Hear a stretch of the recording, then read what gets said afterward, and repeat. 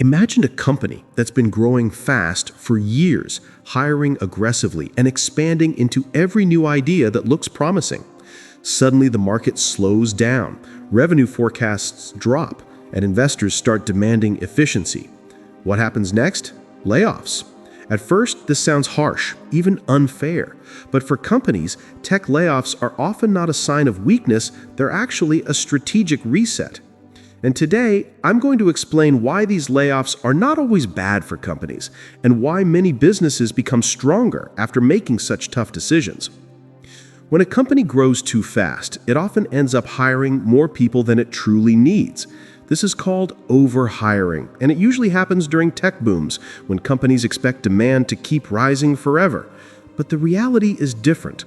When growth slows down, these extra employees increase costs without increasing productivity.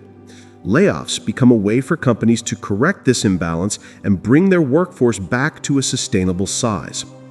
Another reason layoffs aren't always bad is efficiency. When you have too many people doing overlapping tasks, innovation slows down. There's too much bureaucracy, too many meetings, and too many steps for simple decisions. After layoffs, companies often operate with smaller, tighter teams that move faster, innovate more, and make decisions more confidently.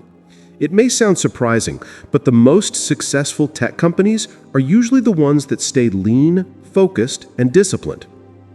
Layoffs also help companies save money they can invest in their most important projects. Instead of spending millions on salaries for positions that don't directly impact growth, companies can redirect those resources toward new technologies, automation, AI development, product upgrades, and customer experience improvements.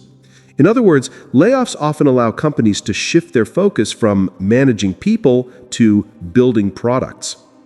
Another key reason layoffs aren't entirely bad is investor confidence. Investors care about two things: profitability and long-term growth. When a company reduces costs, it signals that management is serious about efficiency and stability. That's why you'll often see stock prices rise immediately after layoffs. It's not because investors enjoy people losing jobs, it's because they see the company becoming financially stronger and more competitive. There's also a psychological benefit inside the company.